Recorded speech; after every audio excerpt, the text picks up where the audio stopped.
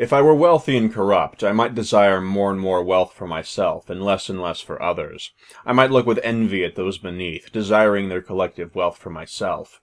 I might seek to destroy those beneath and absorb their wealth for myself.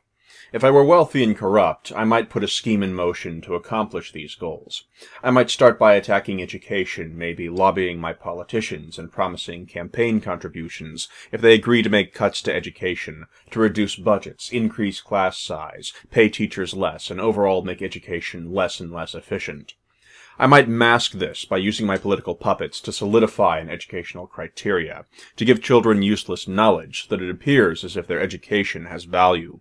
I might arrange it so that critical thinking and the importance of civic duty are left out, whereas pointless readings of Hamlet are reread year after year. This would ensure that children, once excited about school and wanting to learn, become bored and lose their curiosity and ability to question as they age. I may not have been the original cause of their pointless information, but I can certainly keep an already broken system from being repaired. If I were wealthy and corrupt, I might next continue my attack against the intelligence of the citizenry. I might consider a citizenry capable of stopping me to be a threat to my plans, and work to subvert it. I might set a scheme in motion to make their choices and their votes meaningless, and I might do this by fabricating social issues for people to pay attention to and fight over, such as the legality of marijuana, and then force my political puppets to dance for me, as the people of the nation think they have a choice. I might secure this belief by making them exercise their meaningless choices routinely, to sell them the illusion that they're in control. I might direct people's attention to solving petty social issues that I had constructed, to distract them from the fact that it was fabricated specifically for them to fight over, and with the already subverted educational system, most will believe that these issues are being progressively handled over time, and when the time comes, I'll simply fabricate another social issue by making my puppets ban something else at random, and then we'll start the cycle all over again. If I were wealthy and corrupt, once I had subverted both the citizenry and their educations, I might take steps to ensure they remain under my control. I might engineer a culture that would ensure the citizenry not only doesn't resist my plans, but are my accomplices. I'd promote social issues so people judge one another by how they dress or their sexual preferences, to distract people from things like the economy. I'd encourage cultural values that make people prideful of their own ignorance. I teach that everyone has an entitlement to their opinion, to believe what they want to believe, and that evidence and research weren't important. I might convince people that this was a cultural value, and deceive them into thinking their ignorance is a form of freedom. I might consolidate my victory over the culture by encouraging a morality to seal the deal. If I were wealthy and corrupt, this morality might be engineered to keep people under my control once things start to deteriorate for them. I'd encourage my political puppets to take stands on what's right and wrong, and set examples for people to follow, and I'd engineer the culture to suit my purposes.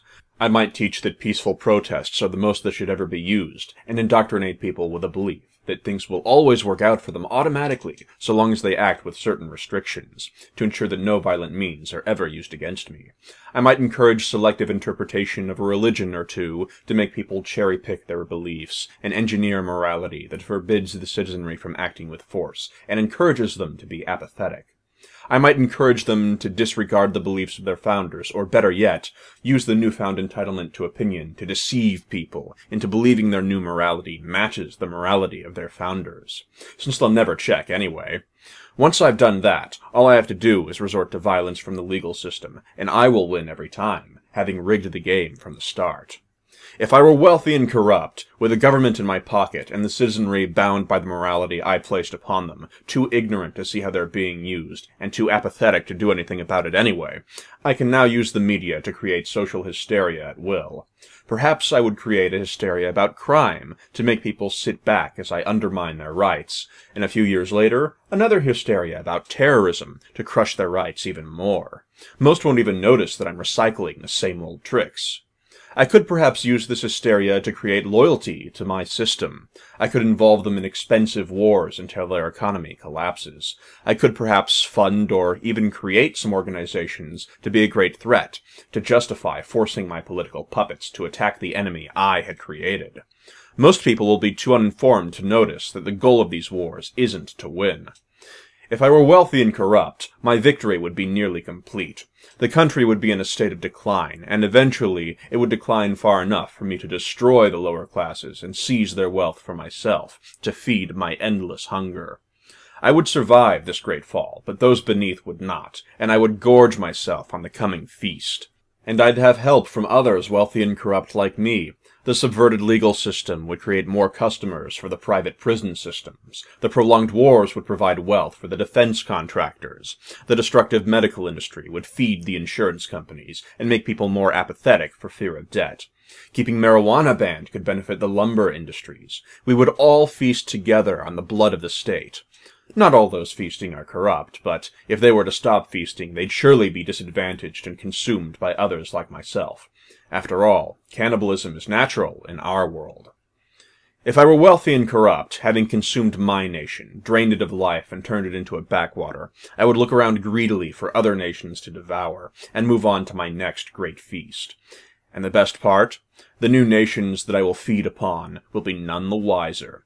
They will believe the state I had just consumed was the only state that had leeches, and the only state that could be devoured, and in their arrogance I will devour them as well. So strong are people's beliefs that others are corrupt and they are pure, that I can feed upon this arrogance, nation after nation, for hundreds of years to come.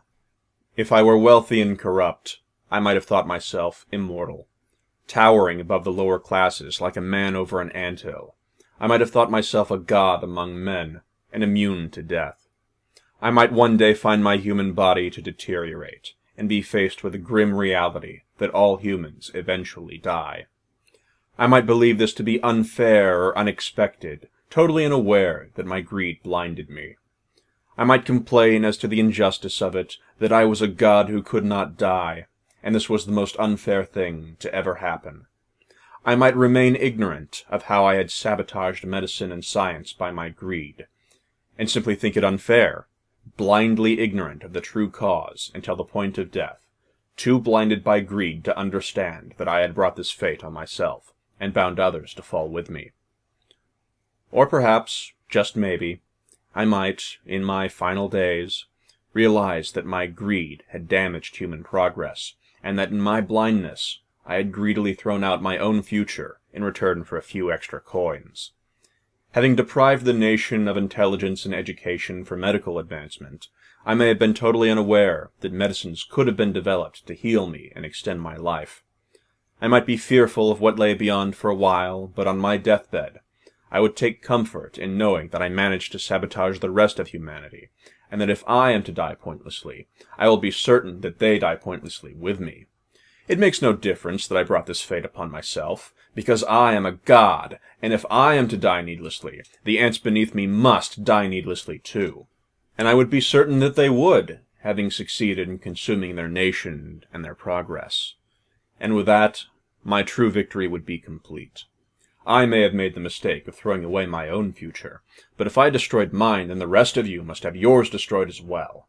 And I would take comfort in knowing that after I die, in all likelihood, others wealthy and corrupt like me from many nations will continue the sabotage, and the ants will remain complacent. It's not a grand conspiracy. We're just hungry. Forever hungry. If I were wealthy and corrupt, I would have won. I lived life towering over the ants, feasting on the blood of nations, and in death I take comfort knowing the ants will live and die worse than me. So I win. Or humanity could get its act together and have a more interesting future. That's just what I'd prefer. See you next time.